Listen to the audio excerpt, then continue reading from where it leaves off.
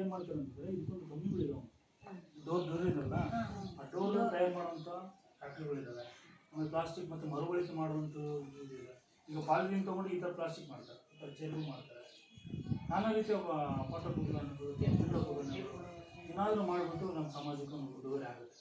ಹಾಗಾಗಿ ಇದನ್ನು ನೀವು ಆದಷ್ಟು ಈ ರೀತಿಯಾಗಿ ನೀವು ಸಂಗ್ರಹಣೆ ಮಾಡೋದ್ರಿಂದ ಈ ಸಮಾಜಕ್ಕೆ ಉಪಕಾರ ಆಗುತ್ತೆ.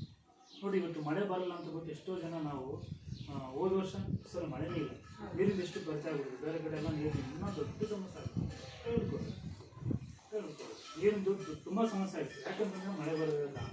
ಇವತ್ತಿನ ದಿನ ನಾವು ಸಮಾಜದಲ್ಲಿ, ಇಷ್ಟು ಭಾರತದಲ್ಲಿ, ಅಂದರೆ ನಮ್ಮ ಪ್ರಪಂಚದಲ್ಲಿ ಎಷ್ಟು ಜನಸಂಖ್ಯೆ ಇದೆ ನಾವು ಜೀವಿಗಳ ಸಂಖ್ಯೆ ಜಾಸ್ತಿನಾ ಅಥವಾ ಮನುಷ್ಯರ ಸಂಖ್ಯೆ ಜಾಸ್ತಿನಾ ಅಂತಂದರೆ ಯೋಚನೆ ಮಾಡೋದು ನೋಡಿದ್ರೆ ನಾವು ನಮ್ಮ ದೇಶದಲ್ಲಿ 145 ಕೋಟಿ ಜನಸಂಖ್ಯೆ ಇದೆ.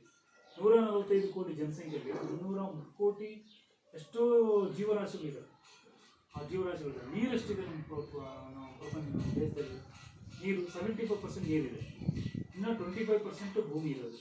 ಆ ಭೂಮಿಯಲ್ಲಿ ನಾವು 0.01% ಮಾತ್ರ ಮನುಷ್ಯರಿರೋದು.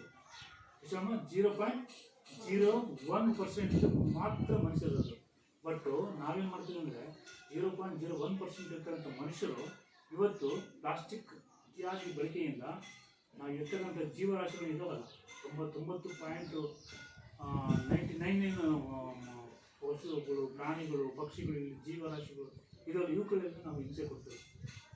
ಇವುಗಳಿಗೆಲ್ಲ ನಾವು ಹಿಂಸೆ ಕೊಟ್ಟು ಅವನ್ನು ಸಾಯಿಸ್ತೇವೆ, ಸಂತತಿಗೆ ಅವನ ನಾಶಕ್ಕೆ ಕಾರಣ ಆಗ್ತದೆ. ಹಾಗಾಗಿ ಸಮುದ್ರದ ಮೇಲೆ ಇದೇನಾಗಿದೆ ಅಂದರೆ, ಈಗ ನೋಡಿ ಅಷ್ಟು ನೀರಿದೆ, ಕಡಿಮೆ ಭೂಮಿ ಇದೆ, ಇದರಲ್ಲಿ ನಾವು ವಾಸ ಮಾಡ್ತಿದ್ವಿ.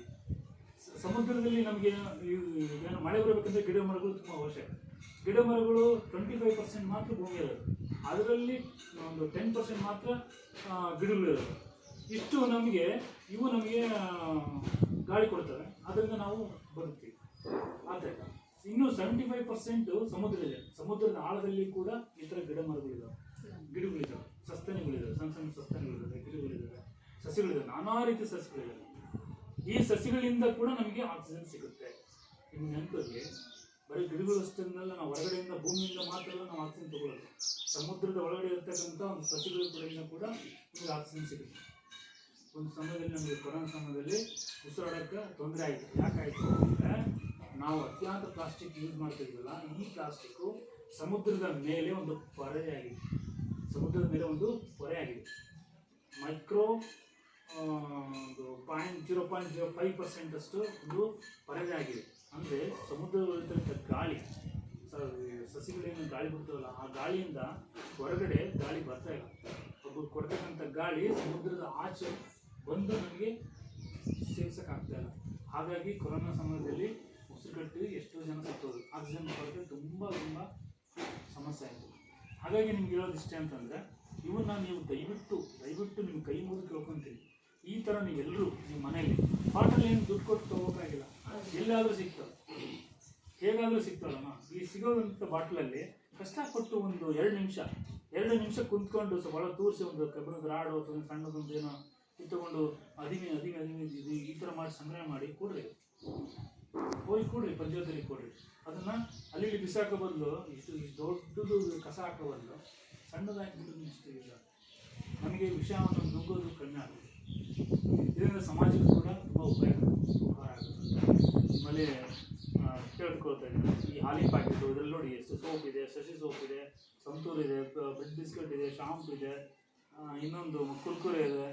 ನಾವು ಏನೇನು ಯೂಸ್ ಮಾಡ್ತೀವೋ ಎಲ್ಲವನ್ನು ಪ್ಲಾಸ್ಟಿಕ್ನ ಇದರೊಳಗೆ ನೀವು ಸಂಗ್ರಹಣೆ ಮಾಡಿ ನಮಗೇನೋ ನೀವು ಕೊಟ್ಟರೆ ಒಂದು ಬಾಟಲ್ 5 ರೂಪಾಯಿ ಕೊಟ್ಟು ಕೊಡಬಾರ್ದು. ಬಟ್ ಏನಂತಂದ್ರೆ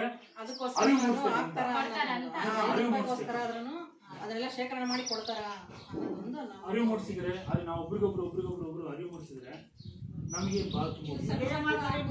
ಅಕ್ಕಿ ಪಾಕೆಟ್ ಚೀಲ ಯಾವುದು? ಅದು ಕೊಳೆಯುತ್ತೆ, ಅದು ಈ ಥರದಲ್ಲ. ನೀವು ಗಿಡ ಸಾಕು ಬಿಡಿ, ಫೋಟೋ